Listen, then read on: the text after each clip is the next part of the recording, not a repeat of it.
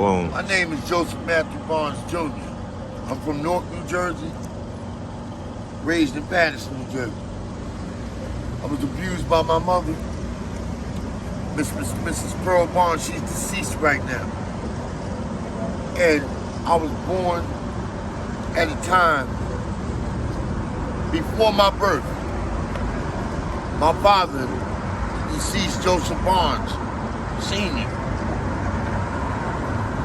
he was abusive to my mother, according to legend. So now, and I look a lot like that man. It's in the genes, he got strong genes. Right. And I resemble my mom too. So, what happened with him was he did some shit to my mom.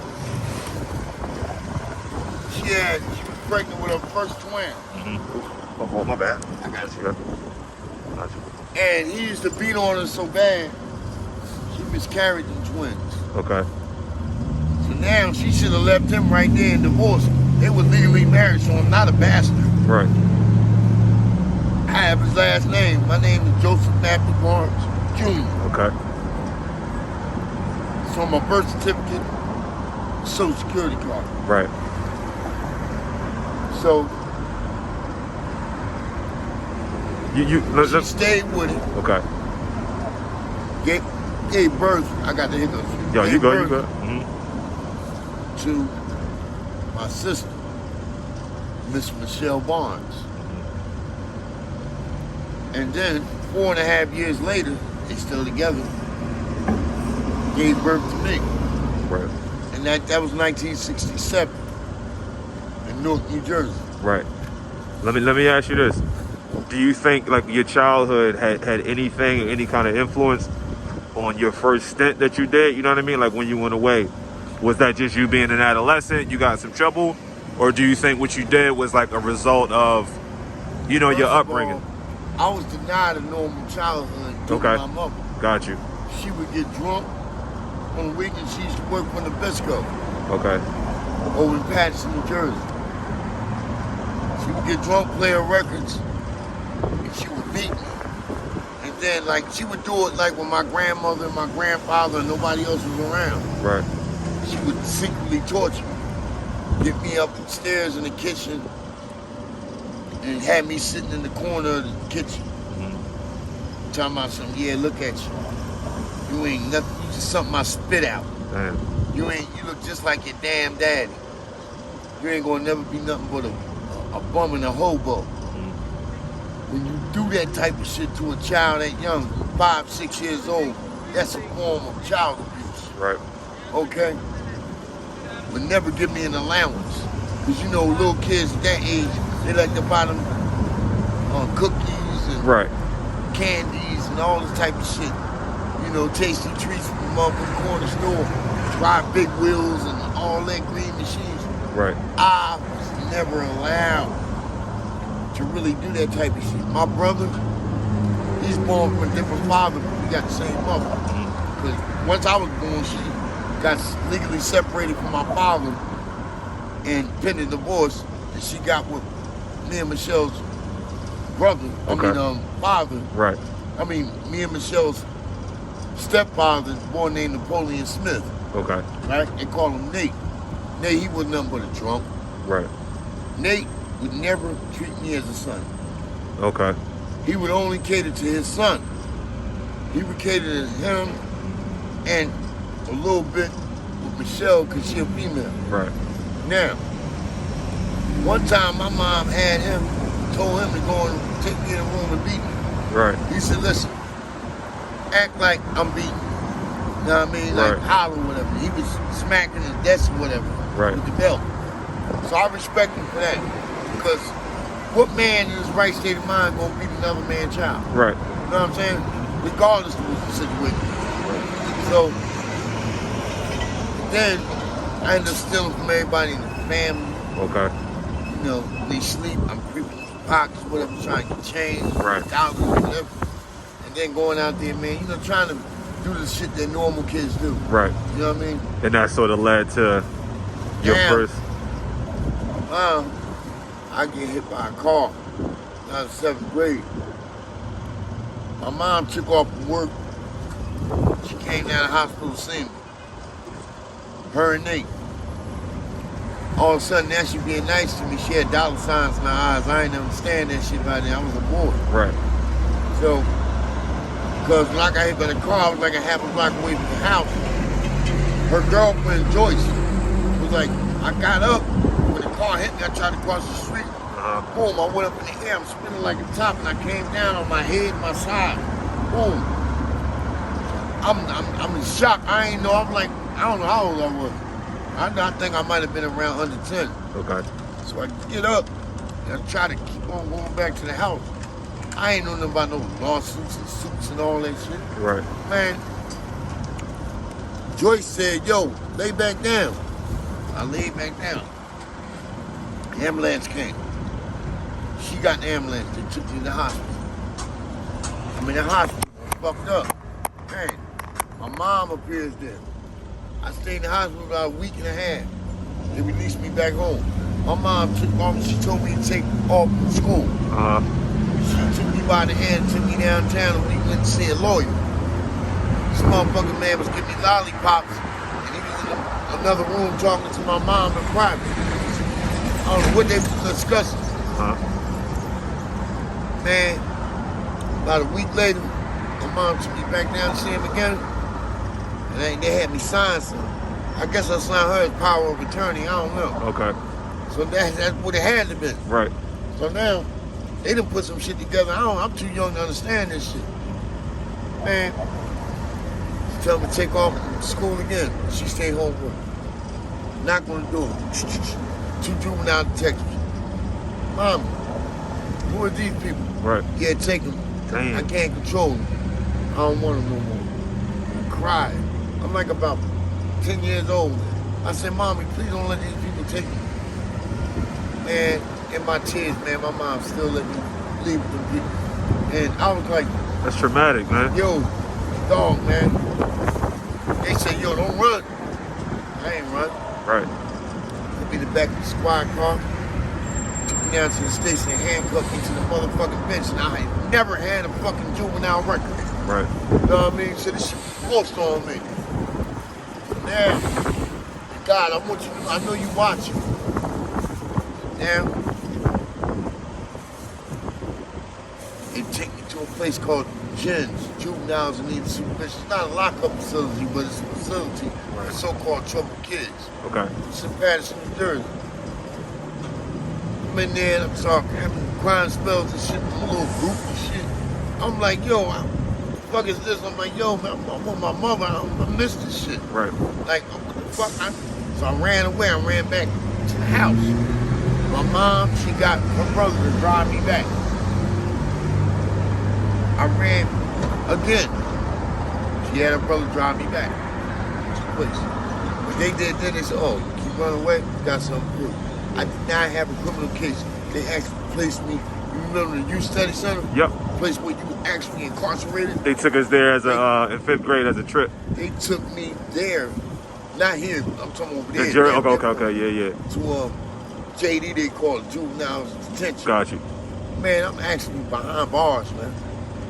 And I'm in a cell, small cell with 3 dudes and like three cots. Right. I'm like, yo, this shit crazy. So now, man, it's so crazy, right? After that, they sent me to a place called JINS. Woodbridge Child Diagnostic Center, co-ed. Yeah. Females and boys. Okay. I was so hard up for love at such a young age. I had a female staff member there, a white woman named Connie. She worked the second shift. I would literally get on my hands and knees and pretend like I was her dog or something. Mm-hmm. You know, and would just actually sit down on the floor next to her feet while she at the desk inside the little office. Wow. Follow her around on my hands and knees like I was her dog, right. Just because I was yearning for that type of motherly love. Because you had never, because you hadn't gotten it from your mom. Never experienced motherly love, man, and affection Right. So I was trying to find out, and this damn woman, you know, she was enjoying the attention. But the one white guy, staff member, I think his name was George, he came in the office and said, yo, get out of here. And I was like, no. So what he did was he literally physically threw me out the office and shut the door.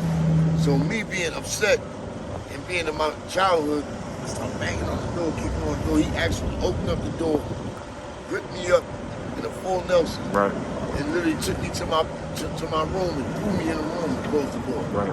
I crawled up under my desk and I started crying. You know what I mean? And I'm like, I don't even know. I was just so hurt. I was just crying. Like, I can't find no love no more. Right. So when you do that to a child, that's the start of trauma. Right. All right. So now the females that was in there, I didn't even know how to come at them. Cause they like, you know, 12, 10, 9, shit like that. Right. I didn't know how to do that with the spirit of puppy love because of all the shit I've been going through thus far. Right. And so now, all right, I started experimenting with some gay shit. Okay. And they had transferred me. My mom would never let me come home on the weekends. Okay, okay. They would give me an allowance, place, Woodbridge, everybody, $2.50 a month, a week. So they take us to the store, buy a little hoagie or whatever. Now, they sent me to a place called Boys Town in North New Jersey, Kearney, New Jersey, rather. Okay. Go over there, and that's where motherfuckers, man, pressured me into smoking cigarettes, smoking weed, right, drinking alcohol. I was pressured to do that, man. Yeah. If I would have never went through that, I would probably been drugged and alcohol free right now. Do you think a part of the reason why you did do those things is because you felt like a connection with like the people because you were like I was living with at the time. Yeah, because I mean you were not starved for love and like yeah. Yeah, but you know what I'm saying, it's like a little bit of both because okay. in there, man, you know, you had some alpha males in there, right? You know, to try to bully other kids and shit, right? And you know, out of that, I'm like, I'm just like into some institutionalized shit now. I'm like trying to survive, put this shit together, figure this shit out. So now I'm on cigarettes, I'm on weed, I'm on alcohol, drinking 40 ounces. And after about a year of that, they said, yo, you gotta take your son back home. By now, I'm 16. I left when I was like 10. So now we got like 6 years. I've been away. Been institutionalized for 6 years. What the fuck am I gonna do? I'm stuck in a time warp now mentally. Right. I still think I'm a real young kid. And I'm you 16. And you don't really have much of a support system to come back to anyway, right? I come home, but home ain't home when I left it. You know I left when I got in that accident, right? Right. My mom is in the upscale part of Patterson, New Jersey, similar to Mount Airy. Yeah. Right? 2-family house, front lawn, gate, all that shit, backyard, 3-bedroom apartment, wall-to-wall apartment. It's her apartment. Right. Her brother, my Uncle Richie, he had a brand new car out front, right? Him and his family down on the first apartment floor. My mom, she upstairs.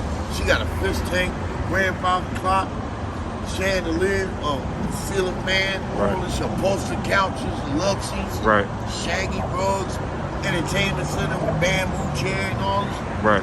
I'm like, whoa. A deep freezer in the fucking kitchen, all that. Okay. You know? She had a refrigerator with fucking crushed ice on the outside. Right, right. The whole.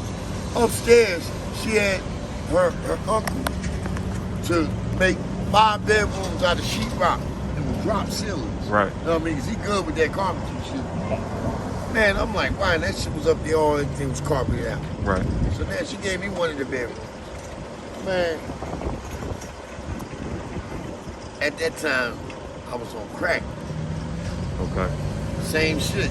Now, actually, when I got tricked into the crack. Right. I was at a rescue mission in Trenton, New Jersey. Okay, got you. I was 28. Right. And Yeah. But then I went home with her after 9 years, and she was like trying to, I guess she felt a little bad. At the time she had got sick with emphysema. Okay. So she had to go into early retirement. She got a nebulizer and all that. Right. Had to go on a breathing machine every day, which was portable. Right. But she was in and out of the hospital. But your first time doing, if you don't mind me asking, your first time doing, like getting tricked into to crack, man. What was that experience like? I mean, that's what it is, man. Like I said, man, that shit right there, man, was designed to pull you in and destroy your life. Right. Okay, by government. Right. I know. You know what I'm saying? The government, they got a lot to do with population control. They got a lot to do with colonializing people. Right. All kind of shit, man. Do you when you were locked up, did you still find access to stuff, or because I heard like in jail, in prison, it's easy to find in there too? It ain't really easy. Okay, but you got motherfuckers that get attached, like certain nurses. They get attached to certain prisoners. Oh, okay. You know what I mean? And then you fuck around and shoot some game. Next thing you know, or you might fuck around go to a male staff member, especially heavy on the county jail. They call them horses. Yep. Yeah, I Listen, think about. you heard that term. Yeah, before. yep. Listen, $500, I'll bring in this package, ounce of weed, couple packs of cigarettes, whatever. Right. Motherfucker gonna do that for $500. Right. $500, I'll pay that just to transport something. Right. Yeah, get it from so or whatever. They gonna give it to you. Boom. So yeah, I mean that shit is prevalent there. Right. You know what I mean? And you had a couple motherfuckers that got busted doing that. Over to set a motherfucker up. Yeah. Anything. Just to get transferred and all this other shit. Now, when you spent time in, that was like I think the first thing you started talking about when we first started talking. Your time in solitary confinement, man. Can you explain what that was like? Like where it was every day? I mean, I know. That's okay. That's about to ask you. Yeah. I mean, it's like I seen the witness where it's not population. It's like you in jail. Okay. So it's like you can't move around, none of that. You're at the mercy of the guards. And it's like it's supposed to be a punishment. You know what I mean? Right. And then a certain length of time, and then they supposed to release you back to the general population. You know what I mean? Right. But they don't do that. Did you know what I mean? They go against policy. Did you ever have anything, because I know obviously you had to keep yourself busy, were there things that you could do to sort of escape for 5 minutes, 10 minutes, a day or so? I read every magazine I can get my hands on. Okay. They got like this thing called library books. Right. You can order 3, they got a main library in the population. But they got, a thing where guys that's in a restricted housing unit, they trying to keep them sane, we're allowed to order 3 books a week. Okay. And I did that. But most of the time I was on the door, man, going to war. On the door going to war? You mean like kicking it and stuff like that? Or is that right? And banging on my desk, arguing with motherfuckers, back and forth, yelling. So I stripped my fucking vocal cord. Right. Motherfuckers, man, used to be like, yeah, bitch, come over to 17, say he got AIDS, bitch, die. Okay. Make sure he don't get no sleep and all that. Right. And I'm like, yo, man, I'm moving from the block. I was getting sergeants and lieutenants writing request lists, man, move me off this block. Yeah. Move me here. Right. It got to the point, man, they put me on down there every pod in the RHU. Right. About 10 of them. They said, man, fuck it. They put me on the SMU pod. You got to be, that's a program. Right. Where you got to phase your way out of the hole. You know what I mean? You do 3 months on this phase, 3 months on that phase, they give you shit. Okay. As you go on. So you do 3 months on phase 5 without no write-ups. Right. You go ahead, you get to have mail in yourself. You get to have magazines and books. Right. Then you go to the next phase. Right. Next phase 4, you're allowed to have more shit. You know what Okay. But then phase 3, now that's AC status, administrative segregation. Right. You're allowed to have your TV and your radio. And did you have that most of the time, or not much at all? Most of the like time, the TV? no, because I kept catching write-ups like every other day. Okay. Things got to the point they stopped writing me up. Got you. They said, man, this man is criminally insane. Fuck it. Got you. Do you remember getting out and like that feeling? Was it a feeling of like relief because you about to get out, or was it like relief and fear because like now you got to deal with like this world out here? You know, a couple of times I can honestly say I ain't got so entrenched in that shit. I said, man, because I knew a lot of times before I went back upstate, I was homeless prior to that. I'm like, man, now I ain't got so comfortable. Not worrying about where my next meal gonna come from. Not worrying about sleeping out here on the concrete and elements. Right. Not worrying about people walking past me like I'm trash while I'm laying on the ground. I said, man, I'm gonna have to go back to that shit. But I said, you know what? I'd rather be homeless than be in here. Right. That's crazy, man. When I got out one time, I told this one homosexual boy I used to deal with in Mount Airy, Brittany. Right. I said, man, if the city don't give me subsidized housing, man, within 1 year, man, I'm going back to jail for the rest of my life. Man, that's a big. No, don't say that. That's a big statement, man. Yeah, man, like real rap because I don't know nothing else. Right. Only thing I know is that shit, man, and that shit is savage, man. Right. So now, I'm like this, man. All this hell that I'm going through in this life, I got to go to heaven after this one. Right. I believe that this is the only hell I'm ever going to receive. And I lay all this shit at the doorstep of my mama. Because she's the one. My brother and my sister, they successful human beings in society. Right. Because she allowed them a normal childhood and raised them right. With me, all because of what my fucking dickhead father did to her. Right. Before I was born, you gonna take that shit out on me? I'm empathetic to people who got to sleep outside tonight. I wonder if people would rather be locked up, where it's like some temperature control, or would you rather be free, but like sleeping outside? Like what? To be honest. Yeah. Man, I was in solitary so long, man. I'm talking about years, not months. Right. I mean, sometimes PRC they give you time cut that shit a year off. Man, first of all, y'all doing this shit illegal. Number one. Solitary confinement only supposed to last 30 days. I mean, no more than that, because anything above that, man, a person will lose their mind. And this shit is an expert thing. Right. The experts that said this. So now, you let motherfuckers out in population after being in the hole for 3-5 years and expect them to act normal? Right. No, they're gonna have anger issues. Right. They done got burnt from fucking trains. Right. Motherfuckers do a drive-by with motherfuckers come with a cart. Right. And they like, you ain't in no cafeteria, right, no chow hall, like you see on movies. You ain't in none of that shit, man. Right. You in the fucking hole. Right. You in the box, or however they call that shit. Right. Solitary, just shoe or whatever. Right. And you wait for the motherfucker a certain time, bring around the cart with all the trays stacked up. Gotta feed you 3 times a day. Right. Plus, the nurse gotta come around and give you medication. Whatever medication is. All the way to guard escorting the nurse. Right. Every time they open up the hatch. You know what I mean? And it's crazy, man. Yeah. Listen, man, I gotta go. You got a boogie? Yeah, I got a boogie. Man,